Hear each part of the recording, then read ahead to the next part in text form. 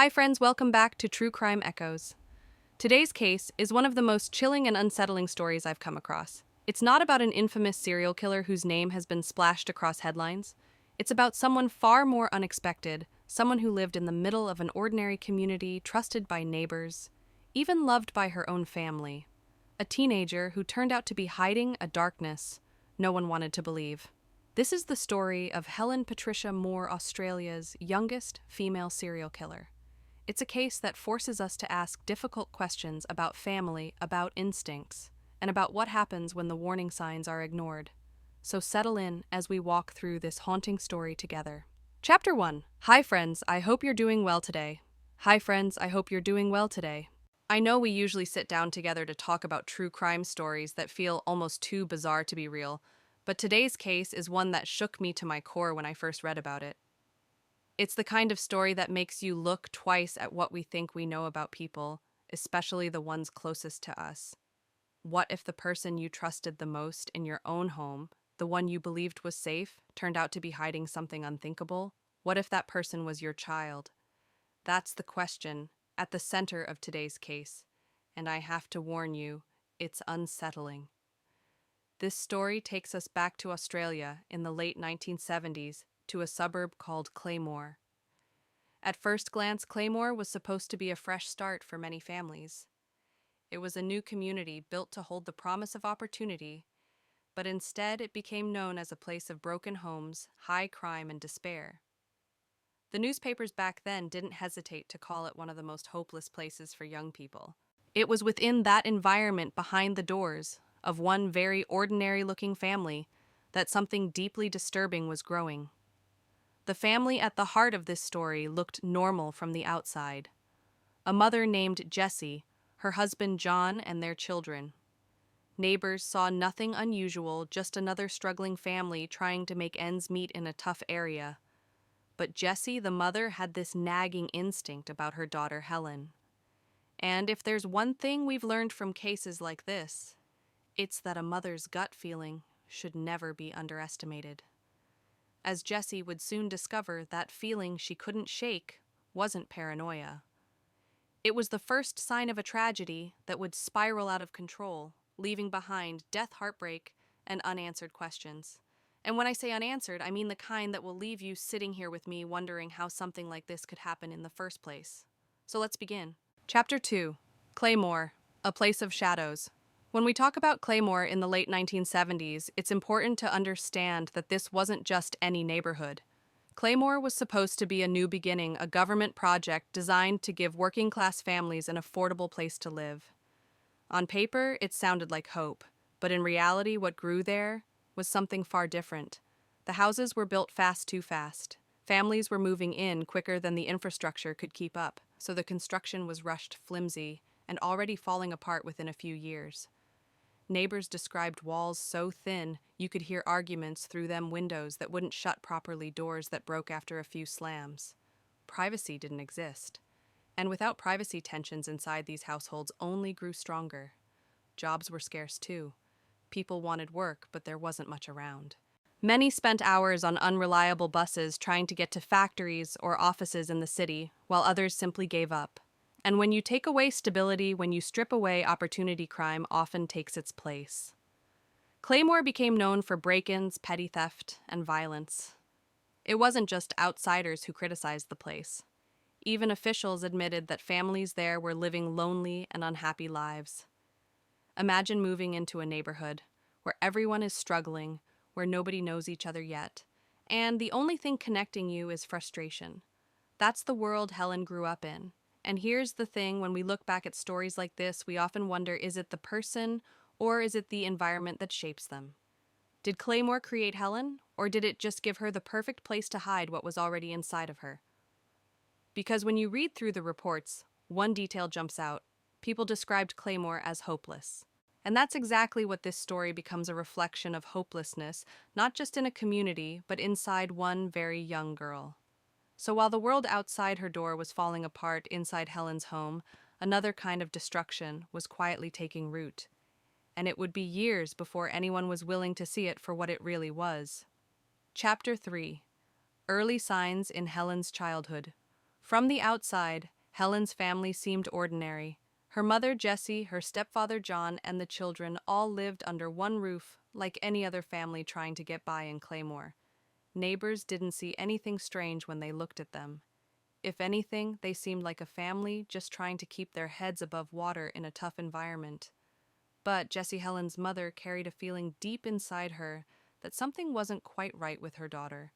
That feeling started almost from the beginning. When Helen was still a toddler, Jessie noticed she wasn't developing like other children her age. At 18 months, she struggled to communicate, often sitting quietly, while other toddlers babbled or reached out for attention. And then there were the darker signs: self-destructive behavior, sudden tantrums, and perhaps most chilling, the way she destroyed her toys. While most children hug their stuffed animals, Helen ripped them apart. She tore limbs from dolls, cut off their heads, and left them in pieces. For Jessie, it was like watching her daughter rehearse a kind of violence she couldn't understand. When Jessie tried to share her worries with family, she was brushed off. People told her she was overreacting. They'd say things like, "She's just a baby, don't be so dramatic." And it's true, kids can be rough with toys. But Jessie's instincts told her this wasn't normal. She couldn't shake the feeling that something was off. Outside the home, though, Helen gave people a completely different impression. Teachers saw a quiet, shy girl who was smart, well-behaved, and never got into trouble. She didn't drink, she didn't do drugs, she didn't rebel like so many teenagers around her. To outsiders, she looked like the ideal child. And that contrast made Jessie's fears seem even less believable. If nobody else saw it, then maybe Jessie really was imagining things. But at home, Helen's darker side came out. She could go from silence to screaming in an instant, destroying everything in sight. Jessie recalled moments when Helen would lash out with a kind of rage that felt far beyond her years. And the older Helen grew, the more dangerous these outbursts became. There was one incident when Helen was 13 that left Jessie terrified. Helen was playing a simple card game with her younger brother. When she lost, she didn't just pout or cry, she snapped. In a fit of rage, she attacked him, pulling out a chunk of his hair scalp and all. It was violent, it was shocking, and it confirmed Jessie's deepest fears. This wasn't just childhood misbehavior. Helen could hurt people. That was the breaking point. Jessie decided to take her daughter to see a doctor for a psychological evaluation. She hoped maybe that a professional could confirm what her gut had been telling her all along. But when the appointment was over, the doctor gave an answer that must have felt like a slap in the face. According to him, Helen was a perfect angel. No signs of violence, no destructive tendencies, nothing to worry about. And instead of taking Jessie's concerns seriously, the doctor turned the focus back on her. He suggested that Jessie was the one with the problem, prescribing her medication to calm her nerves, as though she were simply projecting her own issues onto her daughter. In one visit, Jessie was dismissed, discredited, and left to carry her fear alone. I can't imagine how isolating that must have felt. To see the warning signs in your child, to feel it so strongly, and then to have everyone from family to professionals tell you that you're wrong. Jessie walked away questioning her own sanity, but deep down, that instinct never went away. She knew what she saw, she knew what she felt, and unfortunately, time would prove her right. Chapter 4. The Babysitter. By the time Helen turned 16, she was beginning to carve out a role for herself in the community. On the surface, she looked like a shy but dependable teenager, someone you could trust with responsibility. She had started volunteering at the local community center, which was known as the Claymore Information Service. It wasn't anything glamorous, it was basically a neighborhood hub, where people posted notices, found odd jobs, or looked for help. But for Helen, it gave her a sense of belonging, a routine, and maybe even the appearance of stability. What really seemed to brighten her days, though, was her connection with her youngest brother, Andrew. The two of them were inseparable. She spoiled him, doted on him, and often slipped into a motherly role, taking care of him whenever Jessie needed help. For a teenager, it was unusual how much pride she took in looking after him. Jessie noticed this too. Despite all the troubling signs in the past, Helen seemed to calm when she was with Andrew. It was almost as if he was the one anchor she had in her life. That closeness sparked an idea in Helen's mind. If she enjoyed caring for Andrew so much, maybe she could turn it into something more. Babysitting. It sounded harmless enough, right? a side hustle, a way to earn some extra money, and a chance to spend time with kids. For someone her age, it was the perfect job. And she had the perfect way to advertise. Remember, this was the late 1970s, long before the internet or social media. If you wanted to get the word out, you pinned a note on a community bulletin board. And Helen had access to one right there at the center where she volunteered. So she put herself out there as a babysitter. Just a teenage girl offering her time to help local families while also giving parents a much-needed break. In a place like Claymore, where many families were new and didn't have established networks of support, it didn't take long before Helen started picking up jobs. From the outside, it must have seemed like such a positive step. A quiet, shy teenager choosing responsibility instead of rebellion. A girl who loved children, trusted enough to watch them while their parents worked or went out for the night. To any neighbor reading her notice, Helen would have looked like a godsend. But of course we know better now. Looking back, it's chilling to realize that what seemed like an innocent opportunity was actually opening the door to something much darker. Babysitting gave Helen access to the most vulnerable children who trusted her parents, who never thought twice about leaving their babies in her care. At the time, though, no one suspected a thing. Parents saw only a quiet girl who smiled politely, kept to herself, and seemed eager to help. No one could imagine that the teenager knocking on their door, offering to watch their little ones, carried with her a hidden danger that would soon devastate the community. And in March of 1979, that danger would reveal itself in the most heartbreaking way possible, starting within Helen's own home.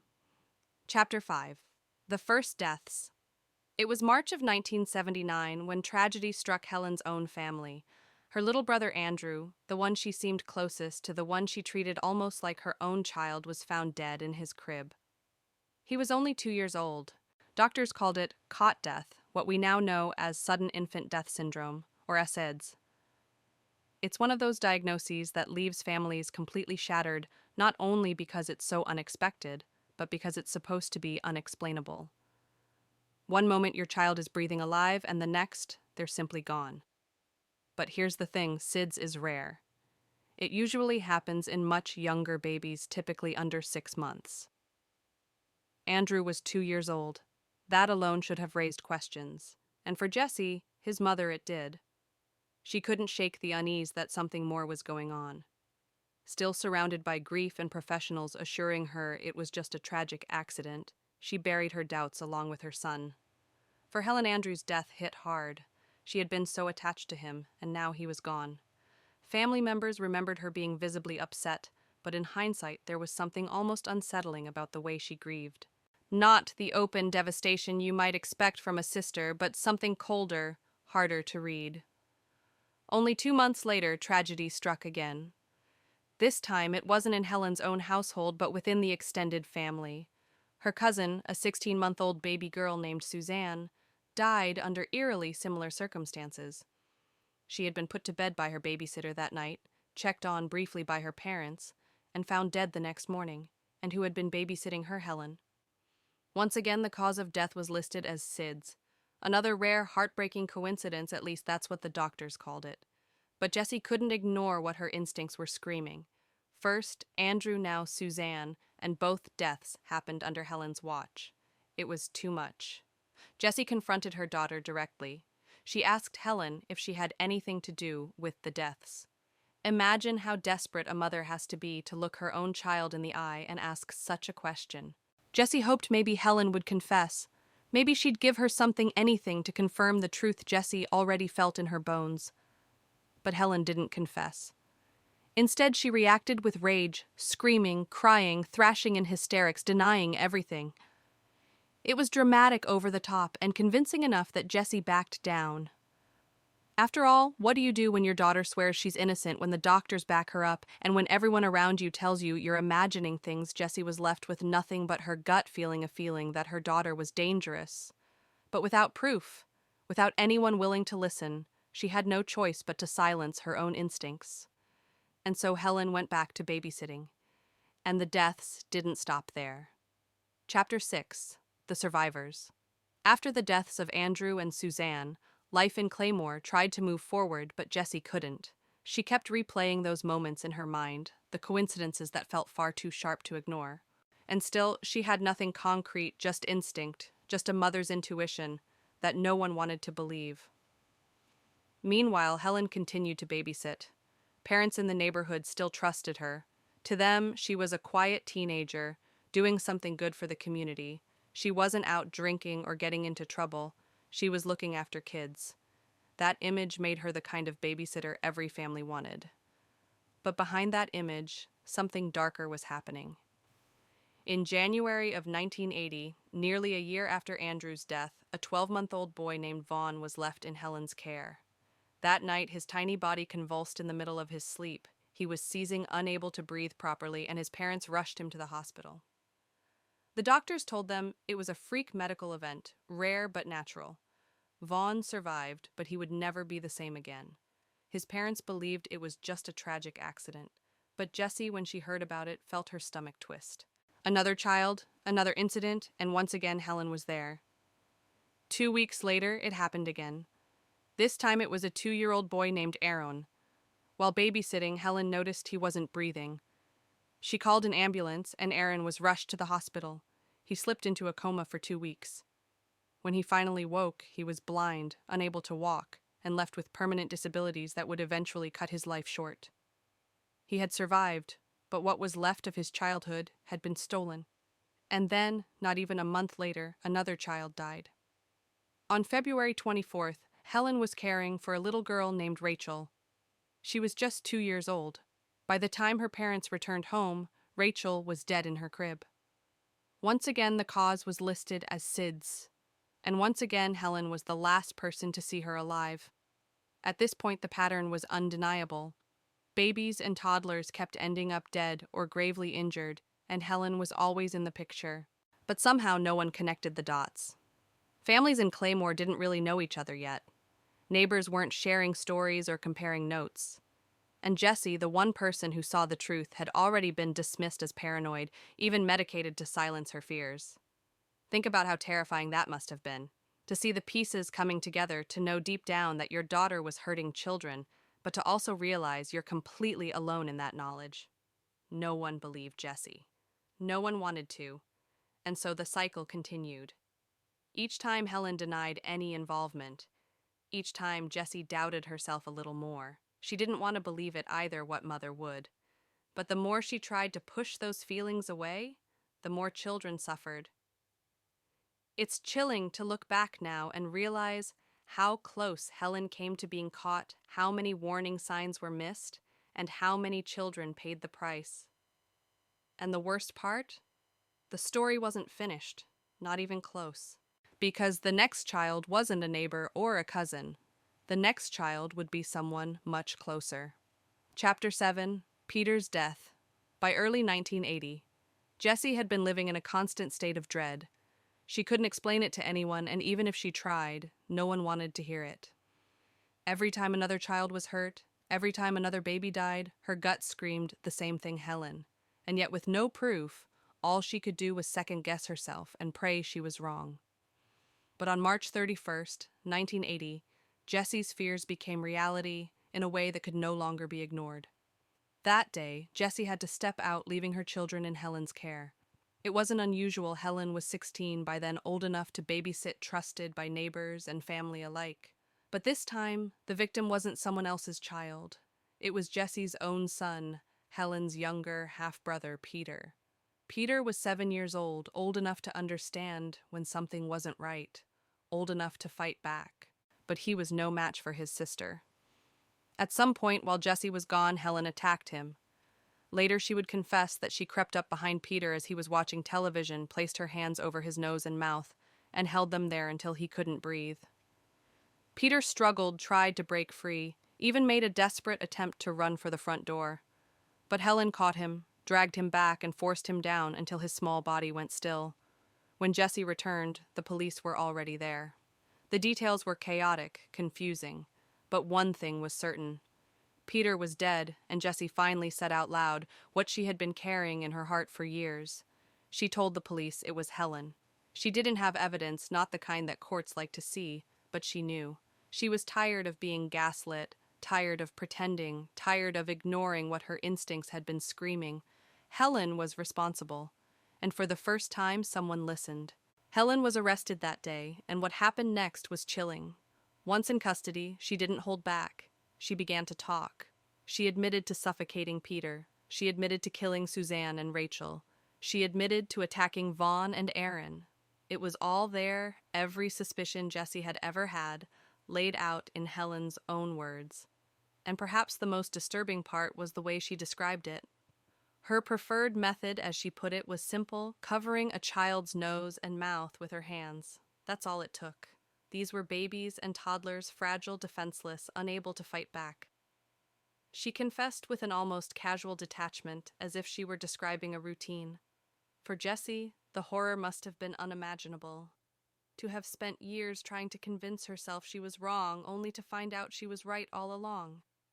Not only had Helen taken the lives of other people's children, she had taken the life of her own brother, shattering what little remained of Jessie's family. And yet, in a twisted way, this was also a turning point. Helen's confessions meant Jessie no longer had to carry the burden of doubt alone.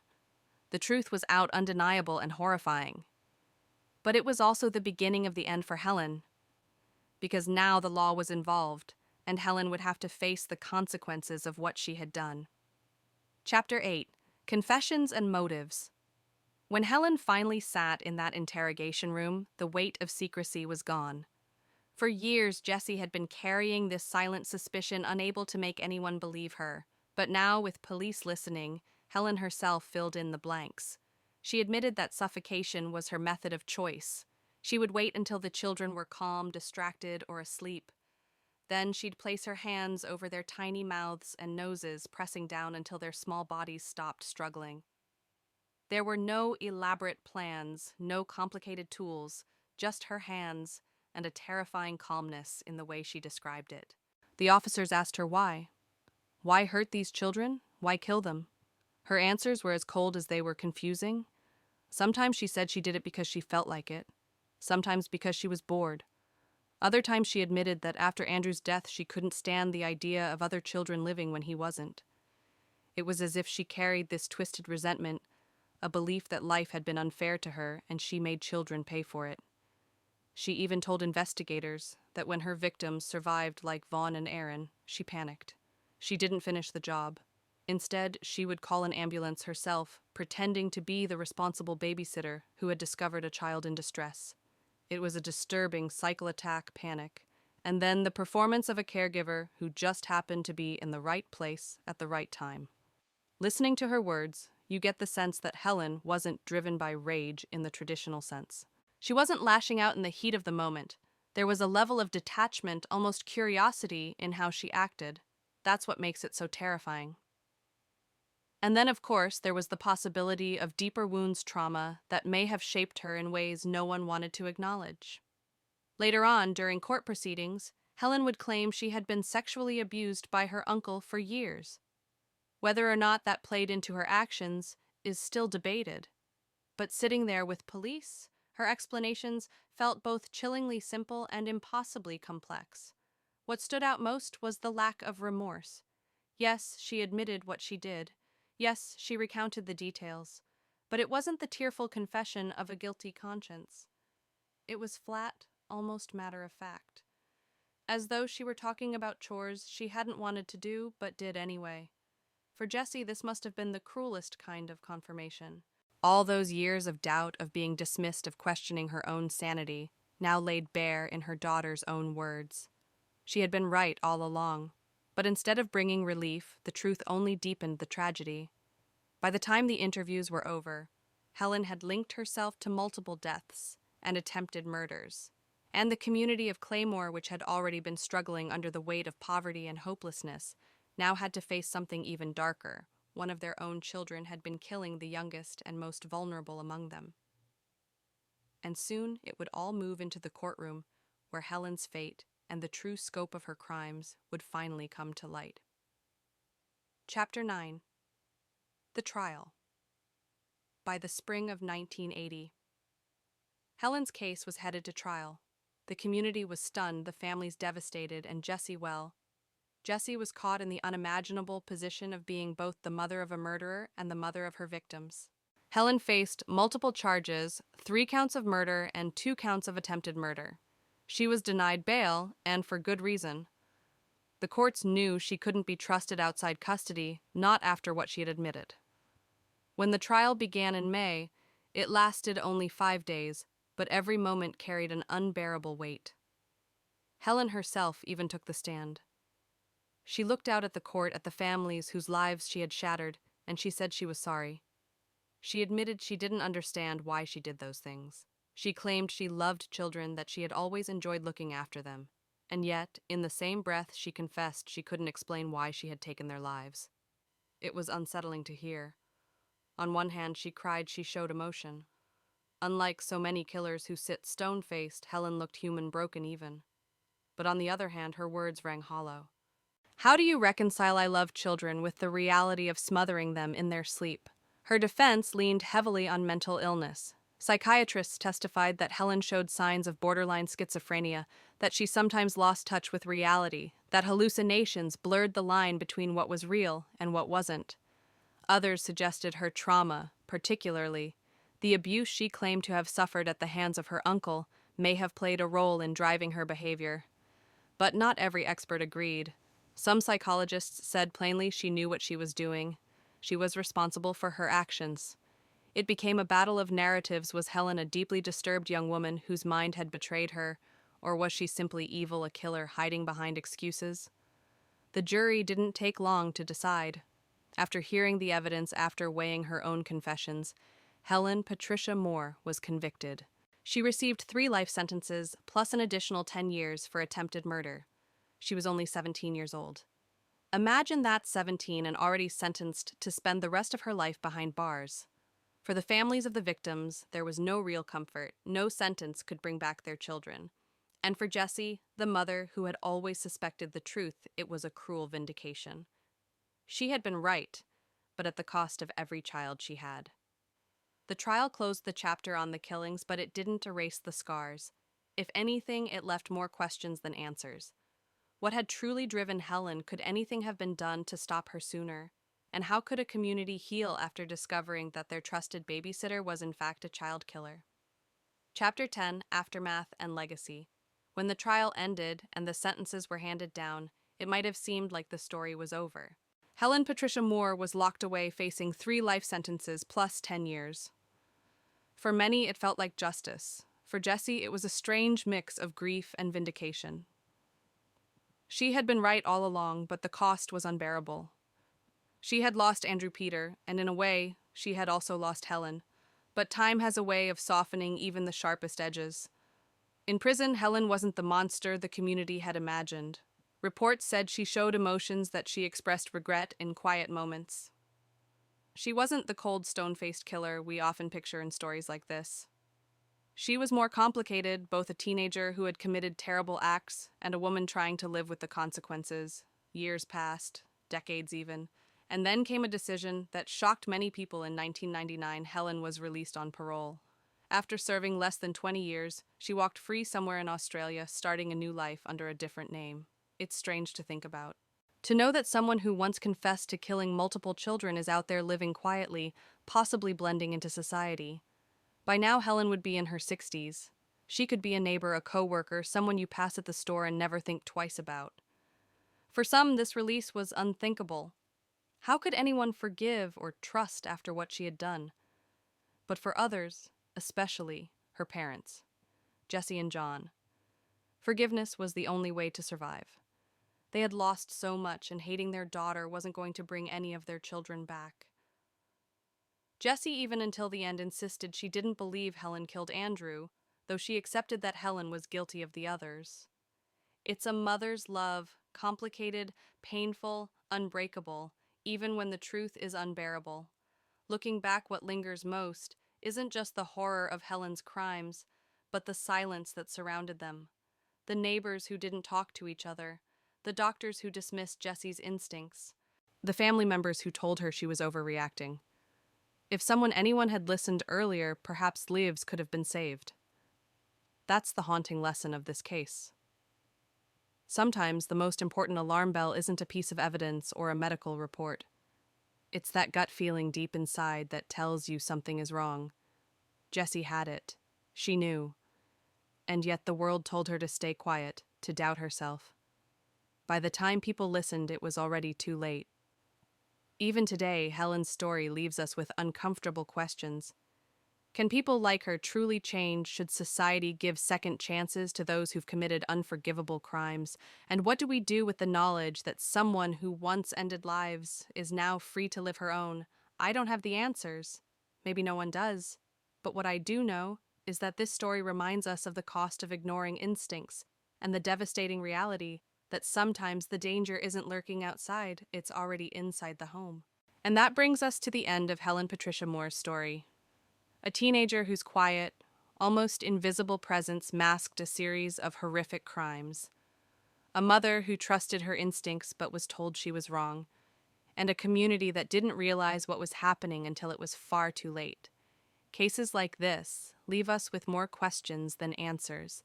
Was Helen driven by trauma, mental illness, or something darker that couldn't be explained? Should someone with her past ever be given a second chance at freedom? Or are some crimes simply beyond forgiveness? What we do know is that Helen's story reminds us of the power of intuition. Jessie's gut was right all along, even when no one else believed her. It's a painful reminder that sometimes we need to listen to those quiet voices that tell us something isn't right. Thank you for joining me for this case on True Crime Echoes. I'd love to hear your thoughts. Do you think justice was served, or was it far too lenient? And how would you feel knowing Helen could be living quietly as someone's neighbor today? Until next time, take care of yourselves, trust your instincts, and as always, I'll see you in the next story.